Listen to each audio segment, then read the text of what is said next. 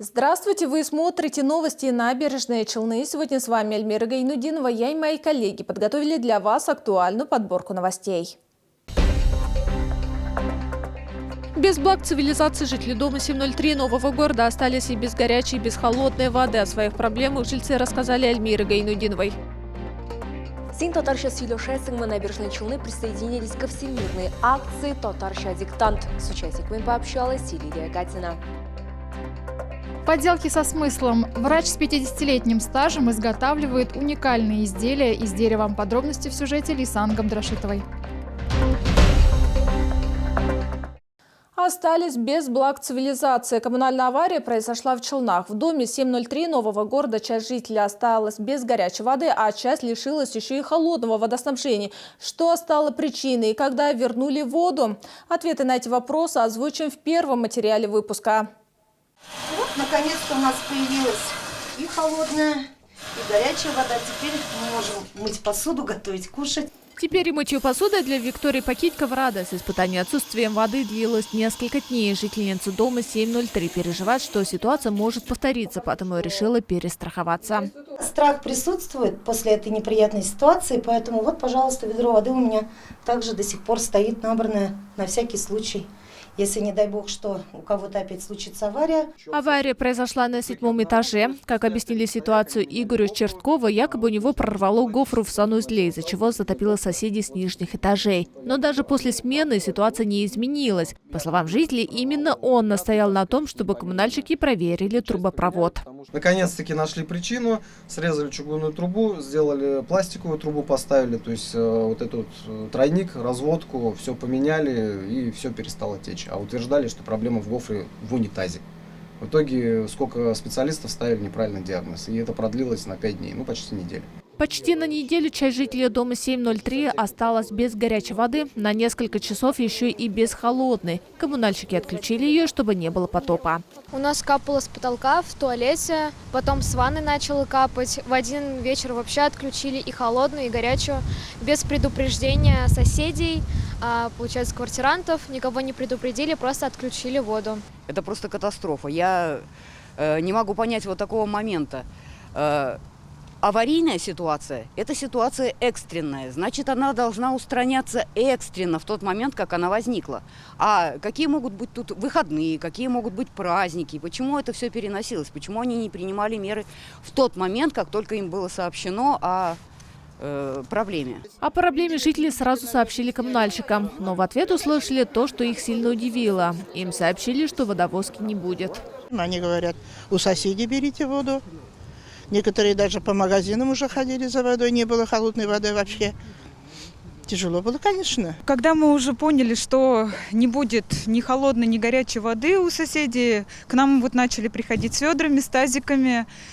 И, соответственно, это было поздно ночью, и рано утром люди приходили, мы набирали вот им воду. Ситуацию разъяснили и в управляющей компании. В жилом доме 703 отключение холодного и горячего водоснабжения 2 ноября было связано с неисправностью трубопровода водоотведения в одной из квартир. Доступ к трубопроводу водоотведения отсутствовал. Имелась необходимость демонтажа отделочных материалов, за которыми расположены общедомовые инженерные сети. Холодное водоснабжение восстановлено утром следующего дня. После предоставления доступа ремонтные работы произведены, горячее водоснабжение восстановлено. В Челнах очень холодно, и остаться без горячей воды даже на несколько часов – это крайне тяжело. Поэтому, как сообщают жители дома 703, это не единственная проблема, с которой они столкнулись, поэтому они даже думают о том, чтобы сменить коммунальщиков на тех, которые будут реагировать на все их проблемы. Эльмира Гайнудинова, Кирилл Хабзи. Новости «Набережные Челны». И речка станет чище, и рыбок будет больше. В Челнах провели зарыбление водоема.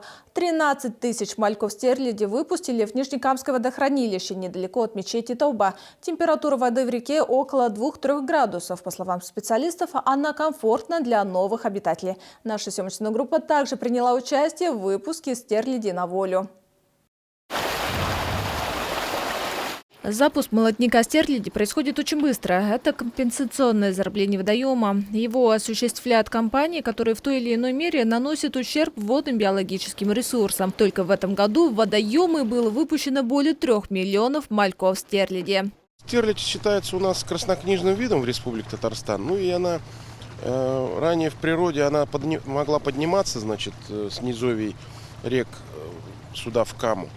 А в связи с тем, что были построены гидроэлектростанции и другие, значит, проведены строительные работы, рыбе теперь стало сложнее подниматься и нереститься. В этой связи, то есть компенсация, я думаю, очень необходима. Это поможет сохранить и восстановить популяцию стерляди. Процент выживаемости рыб зависит от многих факторов. Некоторые могут стать добычей окуней или других хищных пород, которые также водятся в водоеме.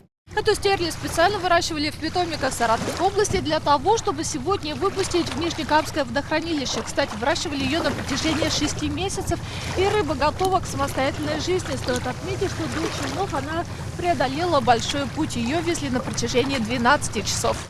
Сейчас мы выпустим оставшуюся партию стерляди, и мы рассчитываем на то, что рыба приживется в нашем водоеме. А условия для этого в Нижнекамском водохранилище имеются. Следующее зарыбление водоемов запланировано на весну 2025 года. Эльмира Гайнудинова, Кирилл Хабзиин. Новости. Набережные Челны. Целый год держал связь с представителями украинской террористической организации. Такие данные сообщили в управлении ФСБ России по Республике Татарстан. В Челнах задержали 35-летнего мужчину. Его подозревают в содействии в организации диверсии на территории республики. Подробности в материале Лилии Гатиной. 35-летнего челнинца задержали прямо на улице. Мужчина подозревается в участии в террористическом украинском формировании и подготовке диверсий. По предварительным данным, он осуществлял видеоразведку челнинского военкомата, а также собирал информацию об объектах оборонной промышленности города. Следственным отделом УФСБ в отношении указанного лица возбуждено уголовное дело по части 2 статьи 205 прим. 5 Уголовного кодекса Российской Федерации, то есть участие в деятельности организации, которая в соответствии с законодательством Российской Федерации признана террористической. Задержанный дал признательные показания и раскаялся в содеянном, сообщили в ФСБ. Кроме того, челнинец спрятал компоненты для изготовления коктейля Молотова в лесопосадке. В настоящее время осознаю, что указанные мною действия были опасны и представляли угрозу безопасности Российской Федерации и ее гражданам. Указанная деятельность в итоге разрушила мою жизнь. Поэтому, товарищи, не совершайте подобных ошибок, не вступайте в террористические организации, ведь так или иначе правосудие вас настигнет.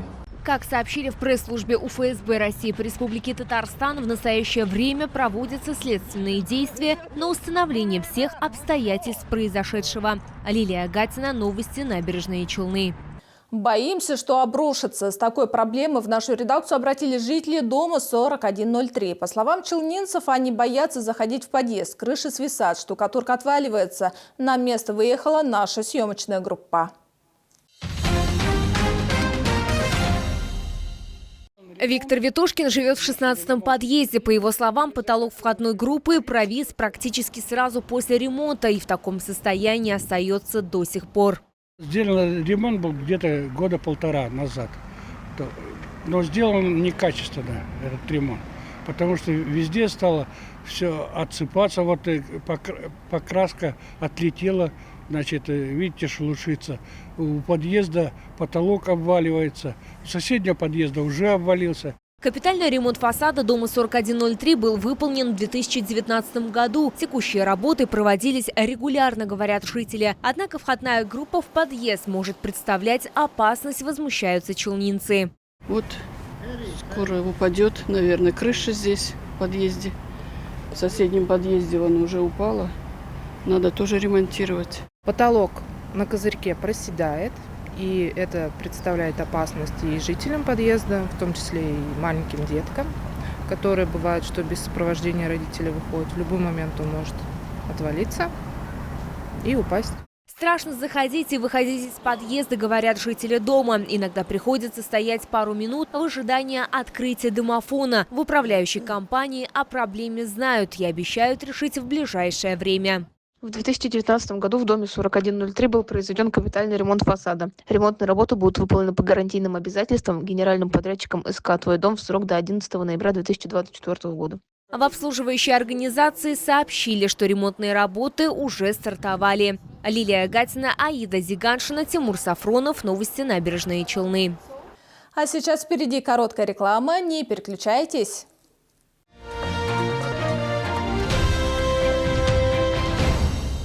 Челны, встречай! Свежий улов прямо с Камчатки. Королевский лосось, красный икра, царская рыба. Все от производителя. С 11 по 16 ноября. ТЦ «Грин», первый этаж. Остановка «Глобус». Ударно-волновая терапия в клинике «Урамед». Лечение простатита, аденомы, эректильной дисфункции. Прием ведет Абдурахманов Абдуселим Курбанович. Звоните 49 22 10.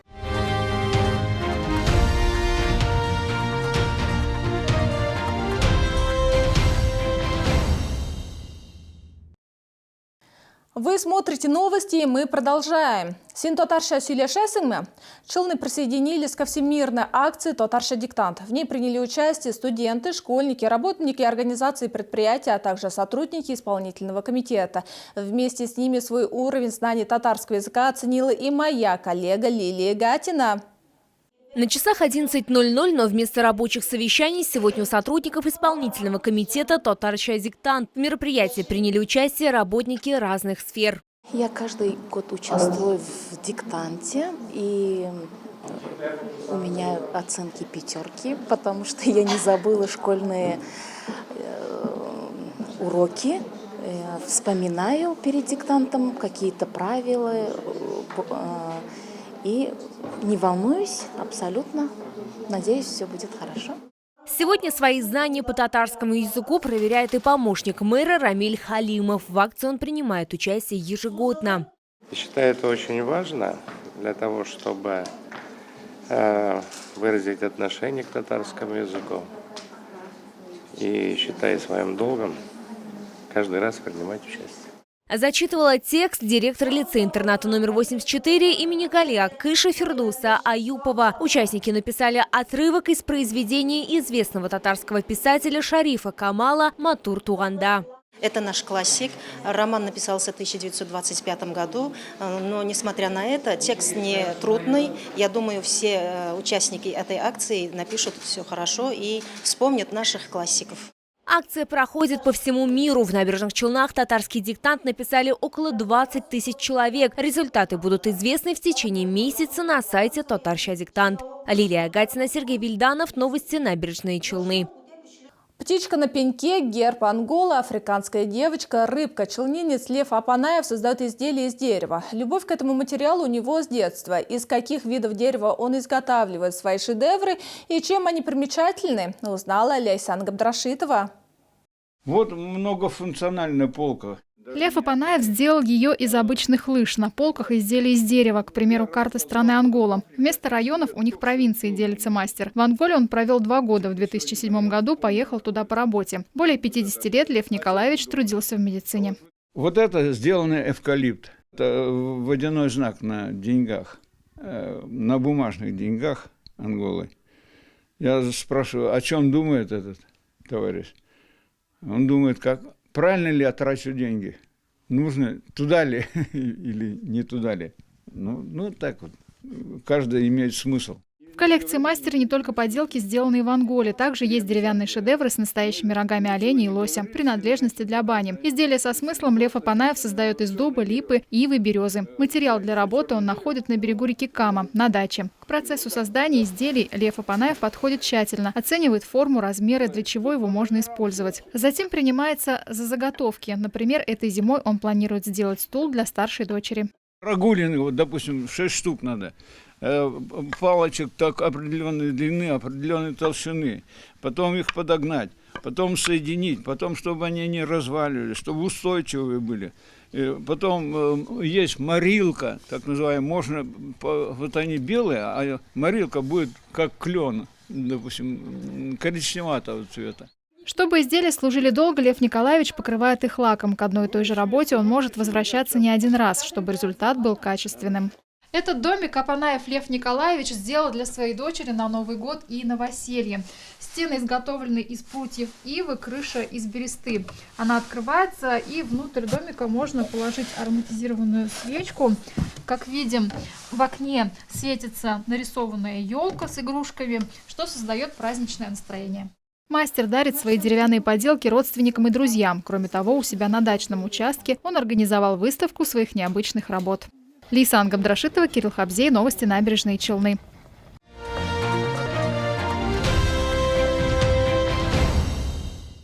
На календаре ноябрь, а значит зима уже близко. Отличная возможность приобрести стильную, при этом удобную обувь. Ярмарка белорусской обуви в Набережных Челнах. Для челнинцев и гостей города подготовили большой ассортимент зимней, мужской и женской обуви. Все модели из натуральной кожи, шиты на ортопедической основе, разных цветов, размеров и на любой кошелек. Каждую предложенную продавцами-консультантами пару обуви с удовольствием примеряют покупатели. Профессиональные специалисты смогут подобрать обувь каждому индивидуально. Здесь найдется обувь даже самому привередливому покупателю. Приятно удивит и цена. На нашей выставке большое поступление зимней коллекции. Ботинки и сапоги на проблемную ногу утеплены натуральной овечьей шерстью, что согреет ваши ноги при самых низких температурах. На всех моделях стоит элемент регулировки толщины голени, чтобы вы могли регулировать ее по своей ноге. Подошва из полиуретана на литиевой основе, которая не скользит и не дубеет на морозе, всегда остается мягкой и гибкой. Многие покупатели успели оценить качество белорусской обуви, поэтому возвращаются сюда снова и снова.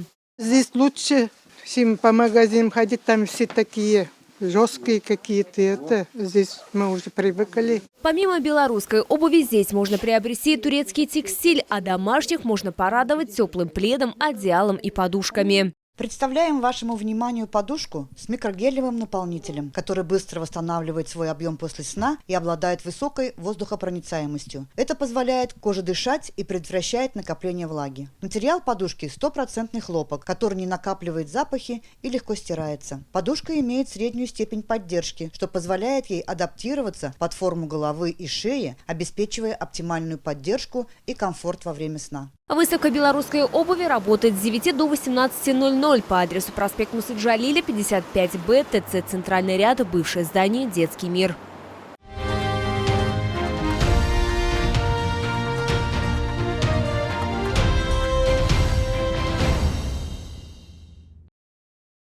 Это все, о чем мы хотели рассказать вам сегодня. Далее вас ожидает прогноз погоды. Сразу после него новости на татарском языке. С вами была Эльмира Гайнудинова. Желаю вам отличных выходных и добрых новостей. До свидания и до новых встреч на нашем телеканале.